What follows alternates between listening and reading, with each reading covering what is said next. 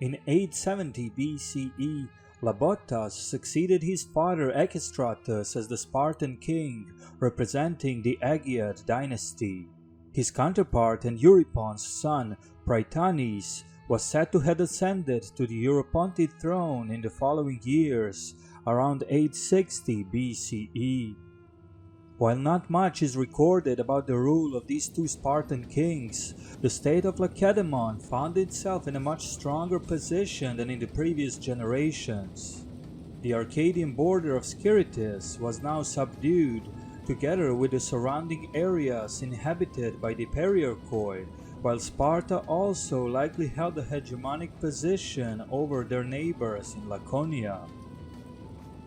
However, although becoming larger and stronger than before, the Spartan state was now surrounded by the increasingly unfriendly and in some cases hostile neighbors.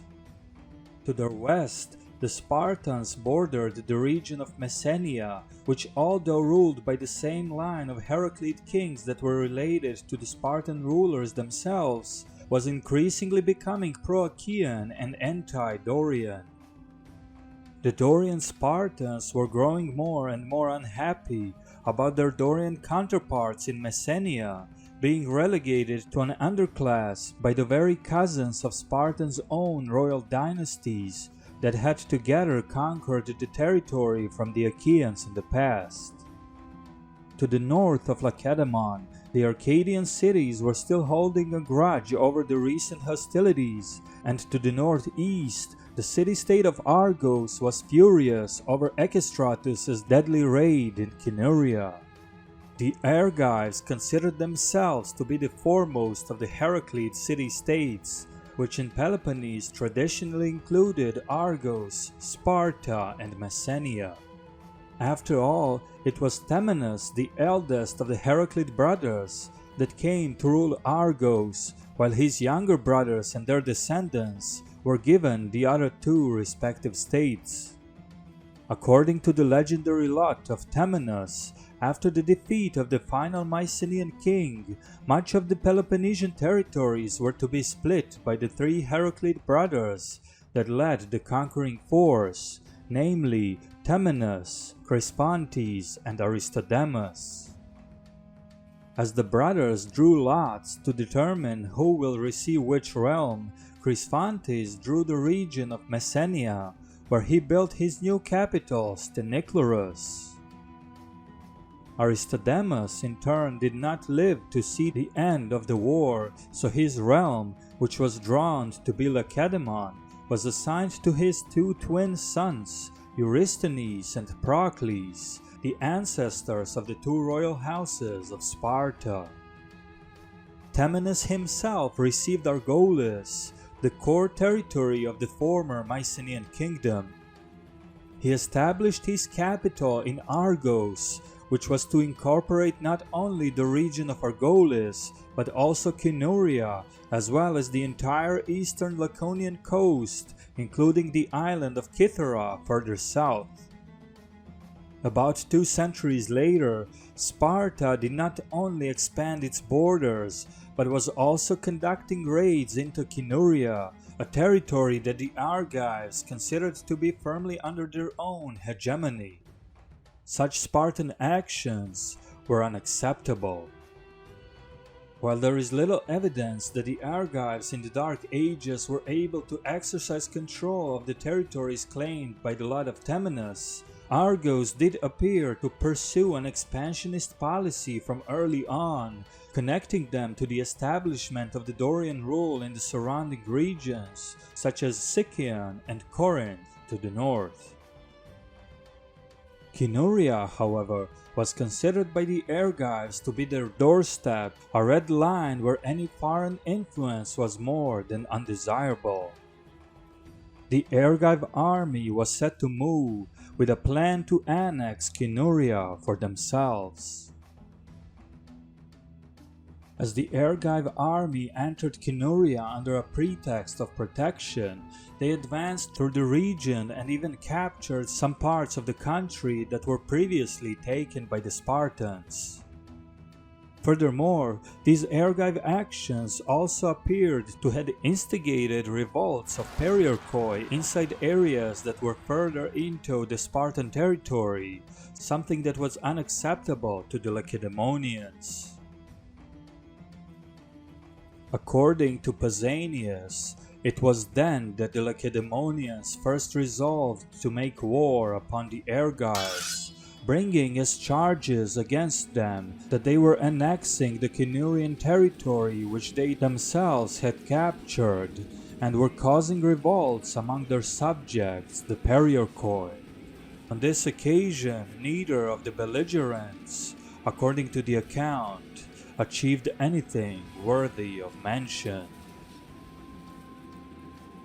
We do not know the details of this early Spartan-Argive conflict, other than it served as a catalyst for the long-standing animosity between the two city-states that would last through many centuries. It is said that Labotas ruled until 840 BCE, when he was succeeded by his son, Darius. Prytanis, in turn, died in 830 BCE and was succeeded by his son, Polydectes. The new pair of Spartan kings faced the same problem as their predecessors, an overall unfriendly environment and a continuing war against Argos. Unlike Sparta, the Argive monarchy existed only in name by this time, as the local aristocracy really held the true political power, while the role of Argive kings was relegated to mostly ceremonial and religious responsibilities. The Argive aristocrats were predictably anti-Spartan and pushed for further confrontational stance against Lacedaemon. As the hostilities soon resumed, yet another battle or series of battles took place in 820 BCE, with King Darius of the Aegeid house leading the Spartan army. Little detail is given about the outcome of the conflict, except that Sparta apparently suffered considerable losses. King Darius was among the fallen. Such consecutive deaths of the Spartan kings in wars against the Argives represented severe blow to the Spartan reputation, both domestically and among their regional rivals. Their western neighbors, the Messenians, were emboldened to further pursue the anti-Dorian policies, and even in Laconia, the Spartan hegemony was in question among those cities that were still not fully subjugated, such as Amyclae and Helos. Something had to change. In 820 BCE, deceased Darius was succeeded by his son Agesilaus I. The reign of Agesilaus would bring significant changes to the Spartan society, but not necessarily caused by Agesilaus himself, nor one of his co-rulers. The end of the 9th and the beginning of the 8th century BCE signifies the end of the period we know as the Dark Ages, not only in Sparta but across the Hellenic world. It was about this time that Greek alphabet was introduced based on the Phoenician writing system, thus ending the nearly 4 centuries long period of illiteracy in Greece and marking the start of the Archaic era.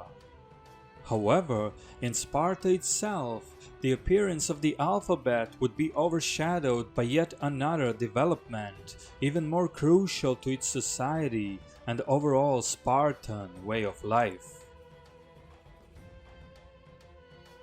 It was the appearance of Lycurgus, the great Spartan lawgiver, whose reforms would forever transfer Sparta from yet another Hellenic city-state into a militaristic society, famed and feared by many across the pages of history.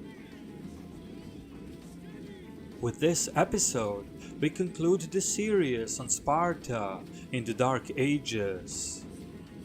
Make sure to subscribe and click the bell button in order to get notified about the upcoming videos. Special thanks to History with Sai, Nico, Chris Ernst, Panayotis Yiannopoulos, Fred Leckie, Tim Lane, ABC Shake, Derek Wildstar, Padre91, Vineyard Illuminations, and Estate Care for their continuous support. If you wish to partake in the decision making on the future content and join our Patreon community, feel free to click the link in the video description. This was WanaxTV, and we'll see you again soon.